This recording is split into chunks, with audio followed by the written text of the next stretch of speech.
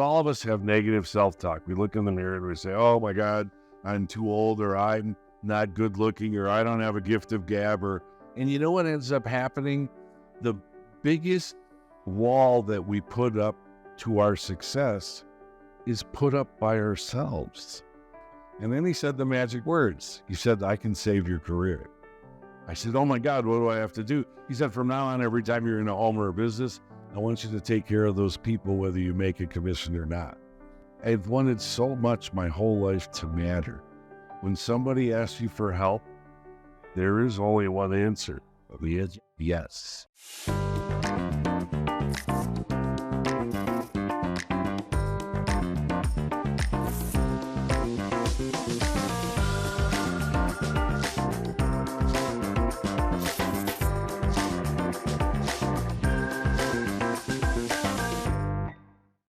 Hi, and welcome to another episode of Driving to the Extraordinary, and I'm your host, Gerry Linarducci. To my left, I'm sitting next to my performance coach, Mr. 𝗍𝗵 𝗍𝗃, and to my right, I am sitting next to one of the people in my life that has made an extraordinary impact in my life, Mr. Van Mueller. So welcome to the two of you. I just want to Today is all about having a conversation. Yeah. There's no script. There's no teleprompter. This is all about three gentlemen just sitting around having a conversation on how we have the ability to impact other people's lives. What I'd say? Yeah, and I think probably the best way to introduce this is why are we sitting here is, yes, as Gerry said, but more importantly, I was in a hotel lobby when we had the last training session, which was when? About a month and a half ago.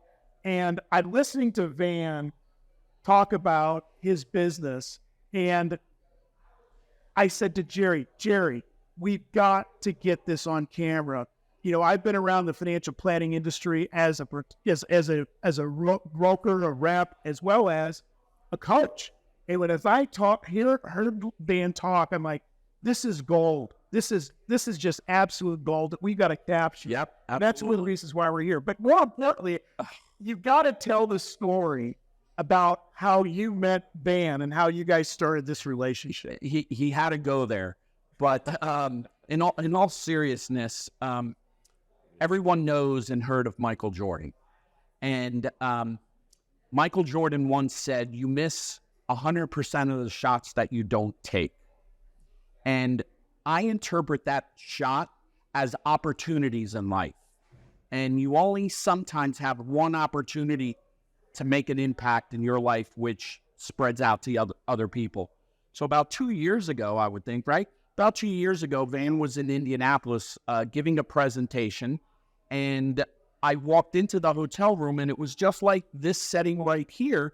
He was just reviewing his notes before his presentation, and I just introduced myself to him, and I just wanted to say thank you for impacting my life over the past 20 years with his professionalism and his knowledge and his wisdom. And then after his presentation was over, the meeting was over, and we were walking out, and I just happened to pass him, and I invited him out to eat dinner. And he said, Gerry, thank you so much, but I've been on the road for quite a while, and I just want to go back to my hotel room and relax for the rest of the night. And I said, okay. The next question out of my mouth was, what time are you leaving tomorrow morning? And he said, I have an early morning flight, a 5 a.m. departure. My car service is picking me up at 3:30 in the morning. So I have no idea why the good Lord put the following words into my mouth, but this is what came out. And I said, cancel your car. And he said, excuse me? I said, cancel your car. If you would permit me, I will take you to the airport. He goes, are you nuts? And I said, that's what my wife says. But in all honesty, the reason I asked him was, when is another opportunity that I am going to have this gentleman sitting next to me in my vehicle at 3:30 in the morning where I can pick his brain for a solid 60 to 90 minutes?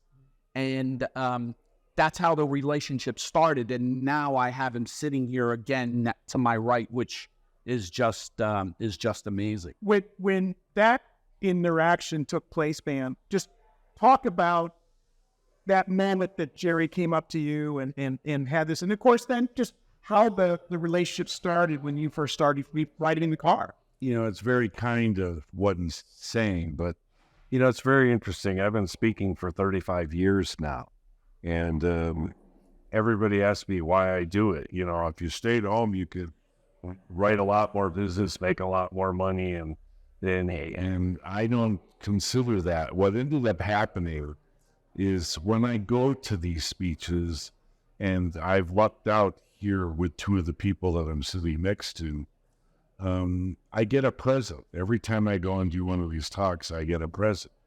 And at that time, Gerry was my present. Because, sometimes when you meet somebody, you almost instantaneously know that you're on the same page. You ever they call it falling in love immediately. Well, that's what happened with us. We were immediately on the same page. And you have to understand, relationships only work when they're symbiotic. And so I got as much from him as parting saying from B, because he has a different style, a different kind of analysis. So we get it off immediately, and it was fun. And your stated contact. And then about a month ago or so, 2 months ago, a month and a half, he invited me to speak in front of this group. And then I got another present. And he said, over here, one of the great performance coaches in our country. And the minute we touched eyes with each other, the minute we spoke to each other, at least for my part, I fell madly in love. And it's important that you understand, in your journey through life, you're searching to have relationships like that, because you get better. You just get better. It's being around people that have skills that you don't have that makes you better. And so the goal is of this whole podcast, of what we're doing here right now, is we want you to understand that we think we can share with you some ideas that will allow you to understand that there's no big secret to this. It's that you have a willingness, that you want to learn how to be better.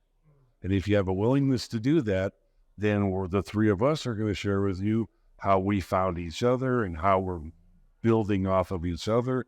And then we're still growing, we're still learning, and we're still trying to get better. And that's why we're doing this. And I know you're going to say, well, Van, why would you do that?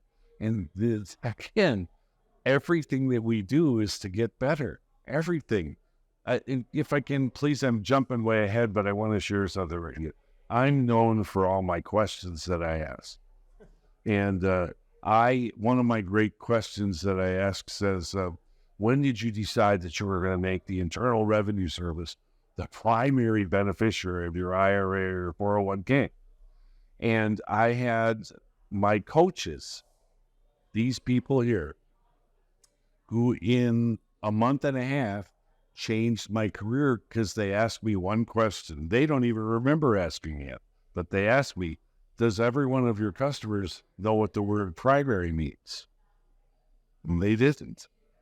And I never thought of it that way. I thought, oh, what a brilliant question. Oh. And I was asking it, and I wasn't always getting the response I hoped for. I want to show you something. Just one little meeting made me, because I paid attention, has made me just gigantic amount of appointments. Watch one little word. This is how much this matters. Mr. and Mrs. Customer, when did you decide that you were going to make the Internal Revenue Service the biggest beneficiary of your IRA or your 401k?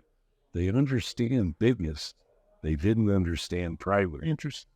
And that word, tiny word, changed even for me. I'm known for my questions.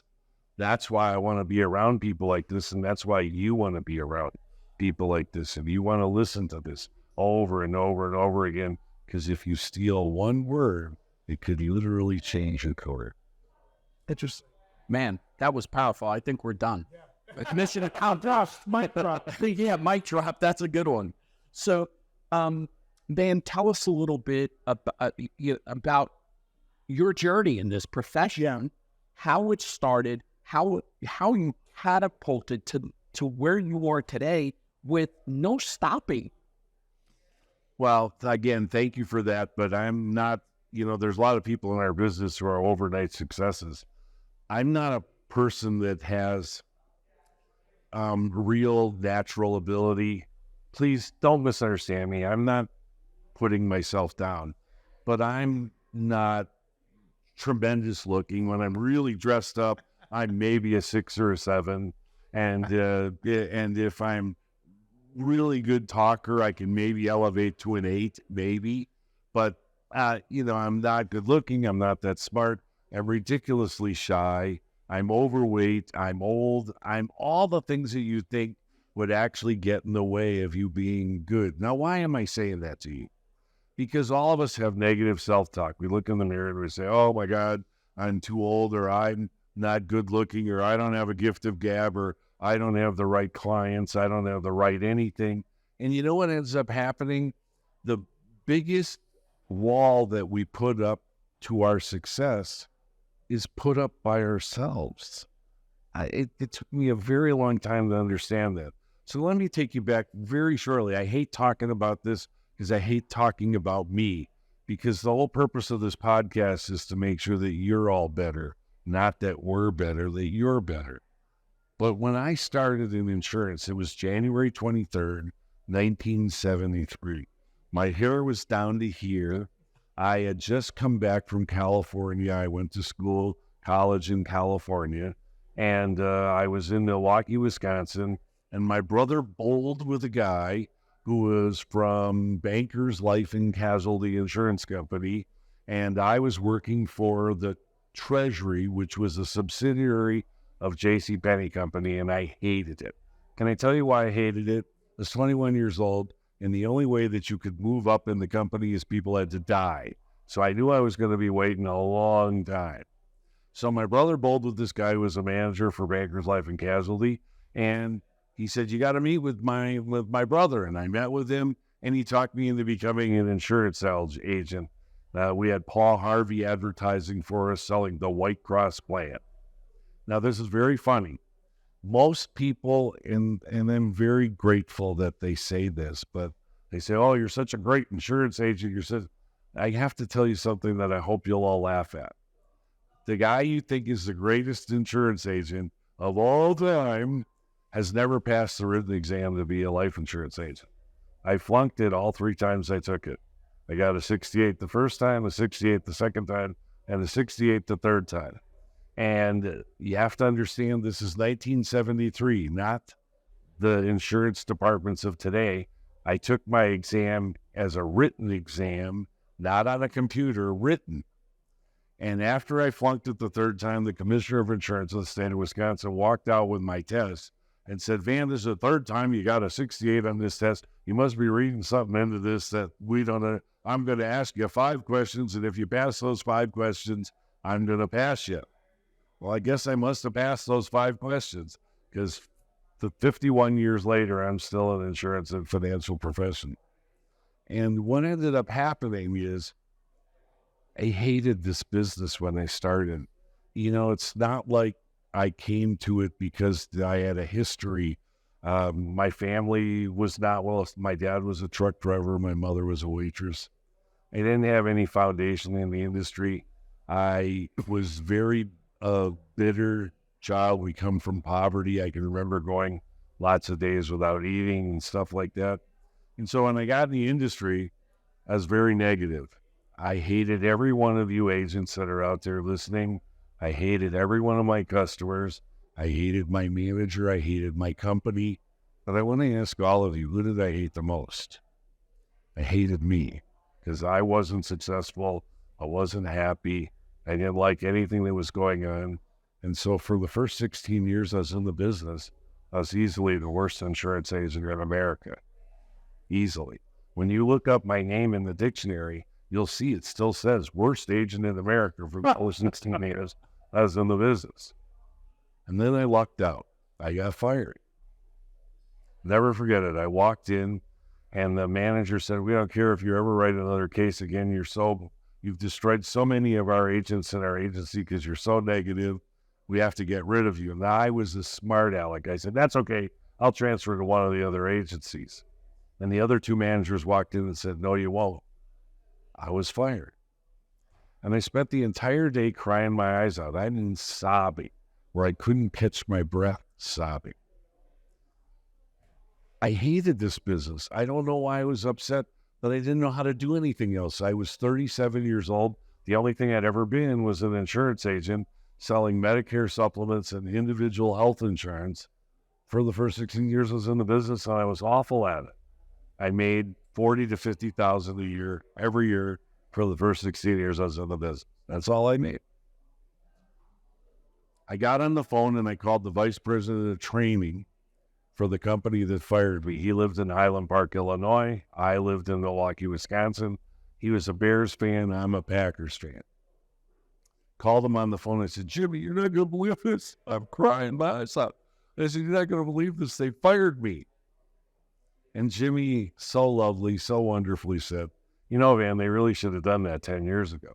And then he said the magic words. He said, I can save your career.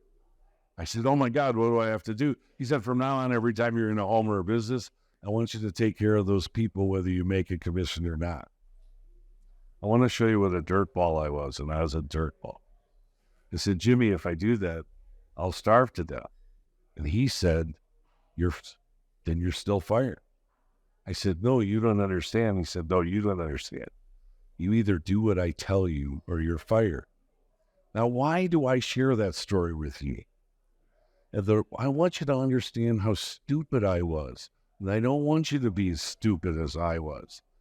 I was not willing to learn what I needed to do to be successful until I was ultimately painted into a corner that I could not get out of.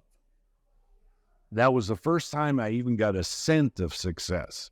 And then what happened is Jimmy taught me to never tell anybody about me again, to only ask questions.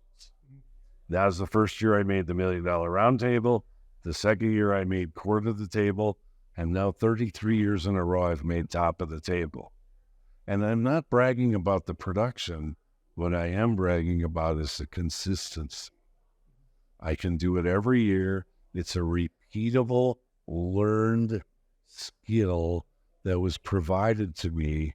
And all I had to do was learn the skill. And now I can do it in my sleep. And that's what we want for you. It's not about being charming. It's not about being good looking. It's not about being young or old, black or white, Hispanic or Asian. It's about, are you willing to learn the skills that you need to learn so that you can have the success you want? And as Joe Jordan chides all of us in this industry, how would you like to not only be successful, how'd you like to be significant? You know, Van, I think one of the things that I want to try to bring this into a sense of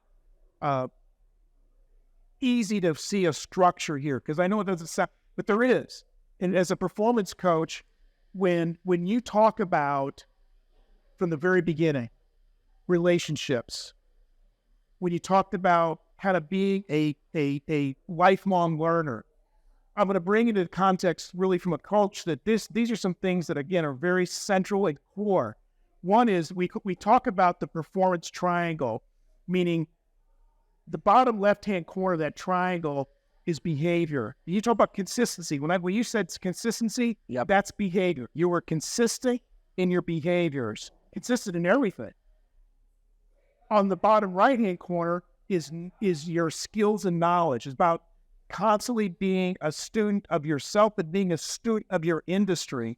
And that's why I know you always constantly talk about knowing what you're doing and knowing what is the benefit for that customer, always, your client or your customer.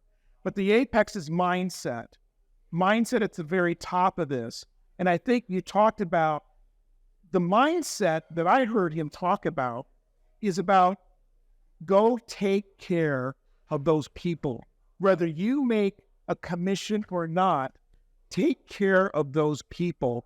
That is the central core of mindset in this industry, in any industry. But I think it's so much important. I think that's where sometimes we forget it's not about us. Right.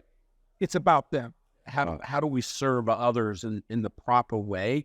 And by serving others, it elevates because we're making that impact, right? And that's for me personally, that is what feeds my soul and wants me to get up the next morning and do it again and do it again and again and again. Well, it's that definition, like, again, and the three of us have talked about this already several times in just a short time that we've known each other. I want to be a servant. Yep. But I want to be a servant by the best definition of that word. It's about them, not about me. And the minute that I was able to let go of my ego, Amen. that's when my career changed. I thought I had to prove to people that I had credentials. I thought I had to prove that I had product. I thought I had to prove that I was a substantial person. The only way to prove it to them was to serve them. It had nothing to do with me. Yeah. Yep. It had everything to do with serving them. If that is what's and you and I talked about that is the more that we are present in the now for them and help them discover sometimes, I want you to talk about this. Sometimes they don't know the challenges that they're in until you help them see not only the challenge, but there is a way out.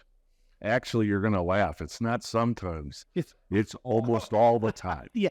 And it's at every level of finance. Right. It's if you're a multi-millionaire down to if you're only making $30,000 a year. Everybody's the people that are the multi-millionaires are so busy being multi-millionaires that they don't know all the things that are coming to get them. And so when you sit down and you have a conversation, you say, can I ask you something? Is there some reason that you decided to work 80 hours a week so that you could benefit the Internal Revenue Service and the nursing home industry and all of these other industries rather than your family first? When did you specifically decide to do that? And they look at you like, what? What are you talking about? You didn't know that? Oh my gosh, boy, would that be of any interest to you to find out how you could maybe not have to worry about that ever again? See, it's always about them. You don't have to talk about you at all. That's right. As long as you serve them. And that's also the key is what you said. You said you were being very kind. You said sometimes. No, it's for almost every person in our country. And please, I want to talk about this for a minute because we're in a TikTok society now. It's 5 seconds, 10 seconds, 15 seconds. How do you really learn about anything in 5 or 10 or 15 seconds? What you're being is, I don't want to say the word manipulated because that's too negative a word, but you're being influenced. Yes.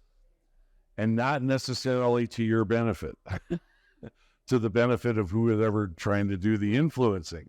And so the only way to overcome, and that's what's really important about having a conversation like this with the three of us, is how do you get somebody to change their mind if they've been influenced 10,000 times one way? And it's not by telling them they're wrong. It's not by telling them that what they believe is incorrect.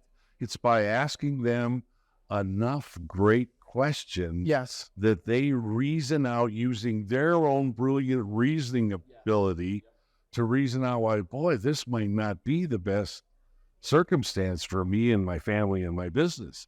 And boy, once they come to, I was arguing with an agent yesterday. I gave a speech in St. Louis and they were talking about objections. And I said, you understand, I really don't have any objections because all I'm asking the customer to do is to reason out what it is they're trying to do. And is the customer going to argue with themselves once they've reasoned out what's best for them and their families? So there isn't anything really to overcome as far as an objection if you understand the process. Exactly. You're absolutely right. I mean, and that out there is another way of this talking about the central core of, we use in coaching, we would say, your first mindset with that customer needs to be that like a country doctor.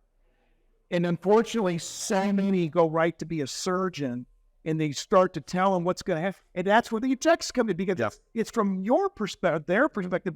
But if that old country doctor just asks in very fundamental ways, it helps them discover all these things that they're not doing that they should, but it's their discovery. That's all you're doing is asking those questions. Well, what Gerry and I talk about all the time, this is really important. We go too fast to the solution. Yes. We do not spend enough time really uncovering the entire situation. I don't want to necessarily call it a problem, but the challenge. Yeah. That would be a great word. The entire challenge. It's not just taxes. It's not just inflation. It's not just loss of benefits. It's not just volatility. It's not just running out of income before you run out of life. There are so many other integral things that are involved. And the more you have a discussion with them, the more they come to the understanding, oh my gosh, this person, I've never had a conversation with anybody that I've talked to. And I have times, and I bet you guys do too, where husbands and wives turn to each other and they say, you never told me that. Yep. They've never even had the conversation with each other. Yep. And when you can have a conversation that uncovers that, man, that's the first step toward building a relationship where it's not just a sale, they're a customer, they're a client, they're a friend. Yeah. They become something much bigger than a sale. Help me understand, though, in that moment, I've actually, for those that are seeing this, the mindset, I say the country doctor, but it's you've got to have a natural curiosity for people, and you have to care. Yeah, absolutely. Yeah. And that's all it's a matter of just... That's the serving part. Caring is serving. Well, I actually says it better than I said it. That's brilliant. That's exactly the way it should be. A customer can tell if you're really interested in them. Yes. They can tell. I don't know how. I didn't believe it for the first 16 years I was in the business.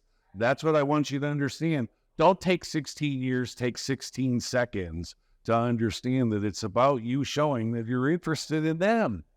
The fastest way to make somebody like you is to like them first. I mean, you could have told me that the first 16 years of the business, I wouldn't have known what the hell you were talking about.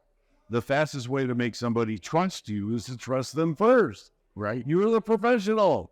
And the fastest way to make somebody be vulnerable with you is to be vulnerable That with is yourself.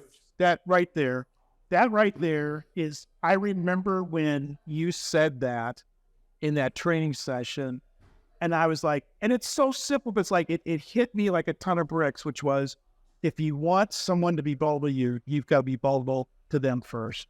That's so powerful. The other thing I want to, again, maybe help to put this into some perspective for people is, I will never forget one of my first coaches said, when you first meet someone, your goal is to be able to walk away and write a book about them, and they're going to struggle to write a sentence about you. And again, that to help put the mindset into a visualization. Absolutely. And in fact, I try to characterize it some way, and I don't know if everyone understands, but really think about this. You've been in love before. Maybe still are one case. You've been in love. Stop and think about when you first met your significant other, and you'd get on the phone, and you would talk to them for hours. Yeah. And it would seem like minutes. Yes. Right. That's how you build a relationship with every single person. I want to be interested in them. I want to find out about them. I want to know about them. And you know what happens a lot of times? You sit there, watch, you're going to laugh. Great. You sit there and you go, so let me ask you something. Why do you do this instead of this? And they start to tell you and you go, oh yeah. And then what? And then why did you do that? And then what happened with that? And that's all you're doing. And at the end they say, man, you're one of the most easy people to ever talk to. And you're not saying anything. What you're doing is you're listening. Yeah. We have thousands and thousands of books about how to be great speakers, and we have very few pieces of information that teach us how to be great listeners. I love that. And it's the secret for success in our business. It's not about proving you have credentials. It's about finding a way to show your customer that everything they're doing is brilliant and wonderful. And now the actual challenge, the actual problem is now you've identified yourself to all the people that want to come and get your stuff. So what if there was a way that you could be in control of how much stuff they could get rather than letting them come and get your stuff? Wouldn't that be amazing? And when would you want to get started? Before or after they came? Yeah. and that's the fun of it. I think how many years have you been in this business, really? I started January 23rd, 1973. So 50 years. There's a couple 51. parts of this question. How do you define success for yourself? And then, but also and I guess maybe in you defining that success, you're going to help share with us what still gets you excited to get up in the morning to go do this wonderful business. Wow. That's a multi-level question. Because let's be honest, until you're making enough money, money is the goal. I wanted to, when I first started, wanted to make a good living, and I wasn't making a good living. I had a wife and 2 little children. I was making $50,000 a year. I wasn't doing that well. Now when I started making MDRT, core of the table, the goal was always, to make enough money that I could provide the safety and security and things of that nature. But then what ended up happening is the more that I felt comfortable with the financial success that I was having, the more I wanted to be a better person. I wanted to build relationships, because the real value, and please, I'm sucking up to these 2 guys in front of you, but I desperately want them for friends because they're making me better just hanging around with them. And that's what you really, when you start searching for success is really what kind of relationships do you have with the people you love and the people you want to be in love with. And once you find those relationships, you're nothing but happy the rest of your life because you have people that you're on the same page with, but they have skills and views of the world that you don't have that expand who you are as a person. The second thing that they have is they have the ability to challenge you when most other people are afraid or even look at you. You're Van Miller, God, I wouldn't. And these guys came to me and said, hey, have you ever thought about doing this question differently?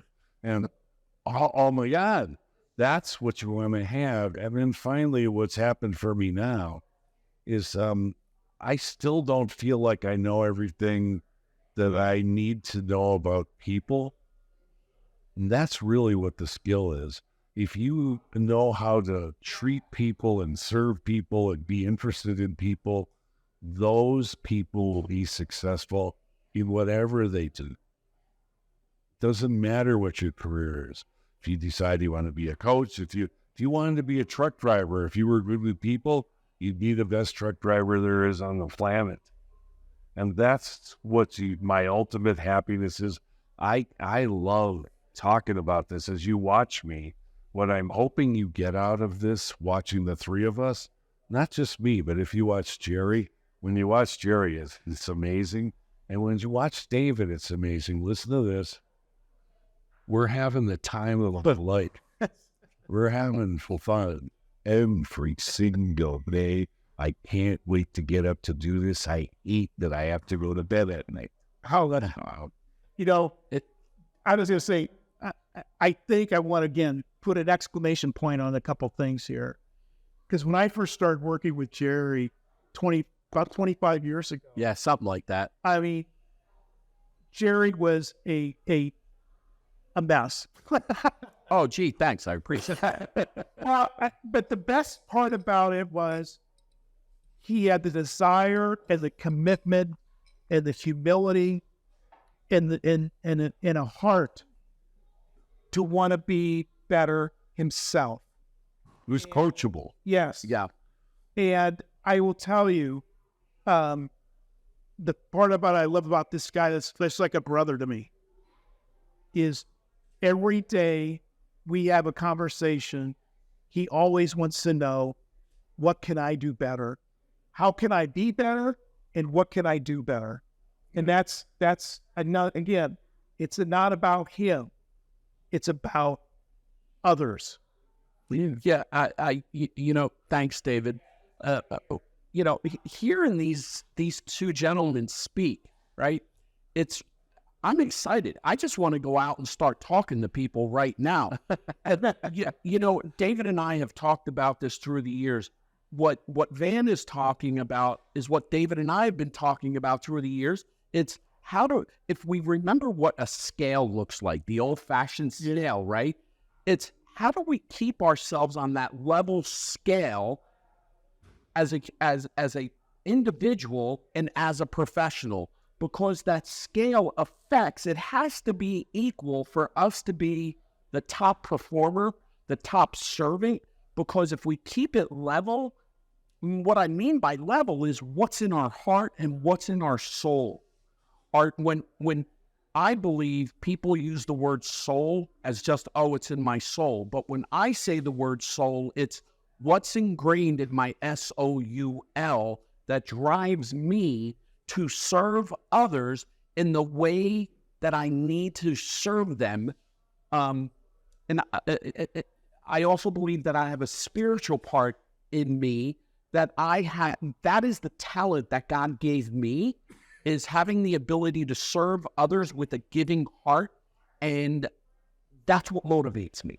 And that's what I see coming out of you. That's what I see coming out of David, is we all have that sense of fulfillment and gratitude to get up and do this, or not to go to sleep at night, that we can do this 24/7 if we were capable. Well, again, like I say, one of the great titles of the book, Joe Jordan, Success to Significance. Yes. What's so exciting about our time right now is this is the greatest time ever to be an insurance and a financial professional. Don't ever underestimate that. If the government isn't going to come through, and they're going into more debt every day. You want to hear something? This will blow your minds. They've had 133 continuing resolutions in a row. We have not had a budget in the United States since 1997.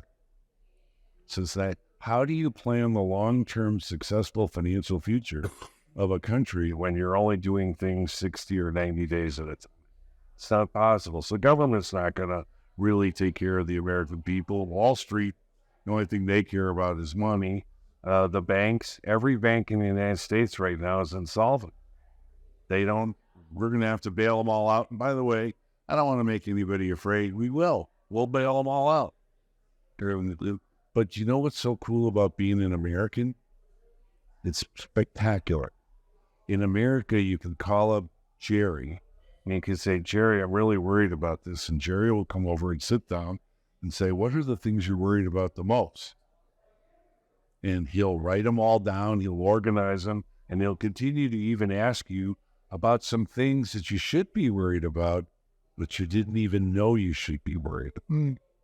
And he's going to ask you all those things, and when you're done, he'll say, so do you want to protect some of this? Do you want to protect all of this?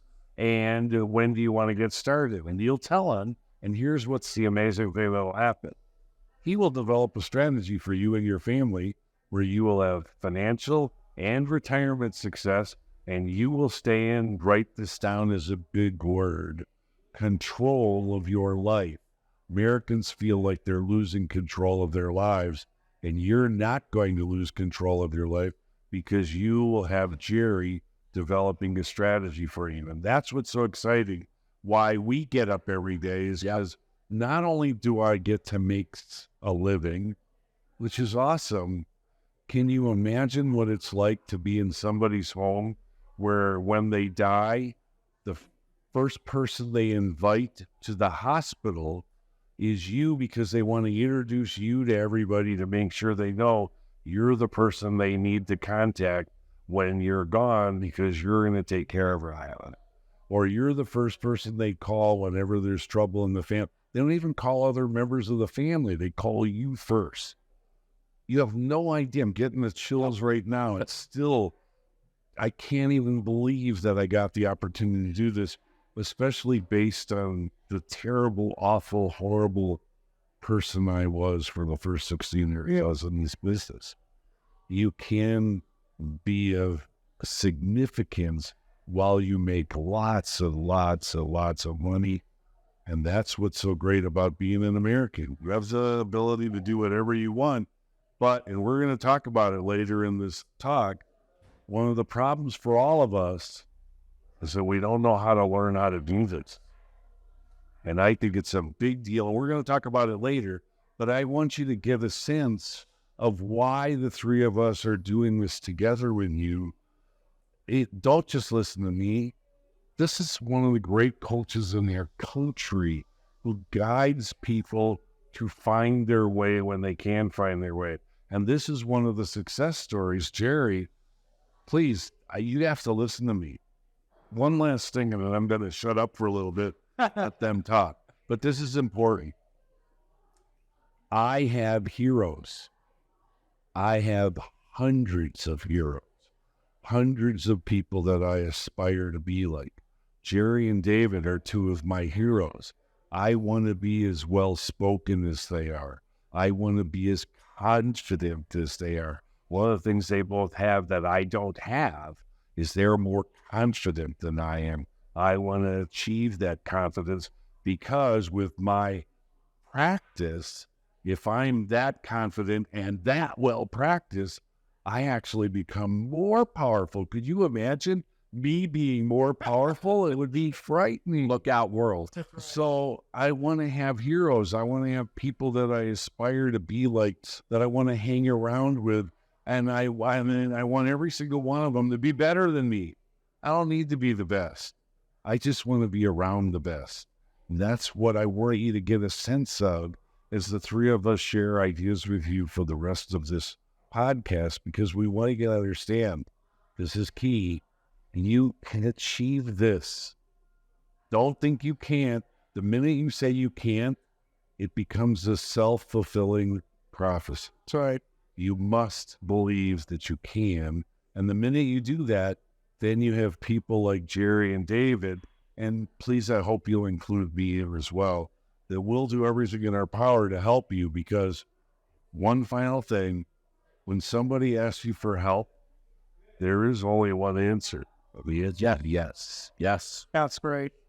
I want you to pick up from there, but I want you to come back to, because you talked about the impact, the joy that you get in the heart in fulfilling or helping these families. I want to go to each of you, talk about a very specific one that's had the most impact on you of a situation with the family. Whatever you want to do that. So. Okay, you want it? Age before beauty. Oh, really? Age before beauty. So he's gonna, excuse me, he's gonna just put me on the spot. No, so again, this is unscripted, impromptu. I am thinking about the largest impact. So, without mentioning any names, I think the most proudest moment for me was having the ability to assist a client in adopting a child. Oh, wow. In adopting a child. It had nothing to do with a death, but it had to do with having the ability of knowing enough that that family could not conceive anymore, but as mom and dad wanting an addition to their family, you do not get into those types of conversations without asking the right question. That's right. Not asking the traditional question of how much do you have in this, what's your asset in this. It's more about, tell me a little bit of what you want your family to accomplish in the next 12 months, in the next 36 months, and in the next 60 months. Yeah. And when you are connected, deeply connected with those individuals, they trust you. And when they trust you, that's when the magic happens. By asking those questions of, what do the two of you talk about pillow talk in the evening? What keeps you up at night? What do you argue about? And then those things come out, unfortunately, we can't conceive. And then it's like, okay. And I will never forget that morning. I got the call. It was at around 6:45 in the morning. And I got the call, and he said, Gerry, we got a call. We have to leave for Russia. And I said, it's happening. I said, you get on the plane with your wife. I will have the money in your checking account within 72 hours. Wow. I made a couple of phone calls and that money was wired. For me, as an individual, knowing that I had the ability to help this family's dream come true was so motivating to me. I said to myself, I wish I could do this every day. So that was my most gratifying moment to help a family. And the second one that literally just popped into my mind, this happened, I started in 97. This happened in like 1998. And I almost quit the business. Wow. Because I didn't have anyone to talk to. I didn't know how to ask for introductions, and there was no social media marketing back then. And I met a gentleman by the name of 𝗚𝗃𝗏𝗿𝗃𝗏. Ah, my buddy. One of my heroes. Yep. And 𝗚𝗃𝗏𝗏, we still speak on a quarterly basis. We're on first name basis. But anyway, he had a document that was called an estate directory. And this is right. The estate directory contains valuable information for locating papers, relatives, and where your important documents are. The person on the reverse of this card has the location of where those documents are. And we laminated it, and my business card went on the other side. And again, I'm not going to name names, but my client was involved in a very, very tragic car accident, hit head-on with a UPS driver. She passed away 2 days later. As her husband was going through her wallet, there was my card with the directions. And I got the phone call, and I said, hold on a second, let me get your directory. I went, opened up my file. Here's where the mortgage company is, because her husband, she was the one who took care of all that. Wow. Here's where the mortgage is. Here's where the tuition to the school goes. Here's where, what was the other one? Oh, and your credit card company. Now, here are the organizations that you have to call. Yeah. You have your life insurance here. You have your car insurance over there. Well, you have deans over there. That, to me, that's where I started to believe in myself. That's how important I am in a person's life. Wow. Those are the two examples that powerful that I can share right now. That's a power. I think I would come at it from a little different standpoint. I have thousands of clients. Mm-hmm. I've been trying in my speeches to share with the people in our industry that they don't just sell life insurance and annuities and mutual funds, long-term care. They actually save people's lives. And where am I getting that from? They get it from stress is one of the biggest killers of the American people. And we're finding in more and more studies that the way you cure cancer, heart disease, diabetes is you discover it early. And what's ending up happening is because people are under so much financial stress, they are terrified to spend any money, and so they are delaying examinations for heart disease, diabetes, cancer, and these are becoming much more serious to the American people. And the emotional stress, the intellectual stress, the physical stress that is put upon the American people dealing with this, that's what I feel like I do every day. I get in front of these people and I say, you understand you don't have to worry about any of this. You're in control of what's happening. You can make sure that instead of not being able to take advantage of all the things that are available to you, you can take advantage of those things. And we make sure that we make sure that you have the proper paperwork. You know, people don't understand that if you have correct named beneficiaries. Tell you a funny story. Talking about beneficiaries. One of the first things Ed Slott teaches you when you go to his school is to make sure that you have all your beneficiary designations correct. And I'd been married twice. And my first marriage, I got a divorce, obviously, and I actually get along better with her now than when I was married to her, which is kind of interesting. But when I came back from the school, I went and checked my 401k beneficiary, and my first wife was still the beneficiary of my 401k. My second wife did not speak to me for almost 6 weeks, and she chided me every day. Oh, everybody thinks you're such a good insurance agent. Everybody thinks you know what you're doing, but what if you'd have died? And I said, well, I didn't die, and I'm fixing it. It didn't matter. She was so hurt and bothered by it. And you know what I found out? In almost every situation where I ask people about stuff like that, they could have payable on deaths on their checking and savings. They could have transfer on deaths on their mutual funds and their stocks and their bonds and all of these things. And so, believe it or not, just having the paperwork in place and a discussion with somebody like me is valuable and amazing and important. And that's what we do for every single day.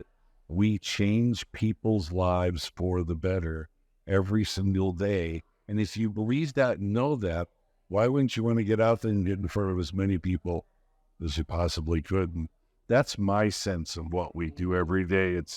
I don't want to limit it to just one or two people. If I don't feel like I'm making a real impact with everybody, that's the exciting part to me. That I guess the easiest way to say it, I hope you guys won't laugh at me, but I've wanted so much my whole life to matter.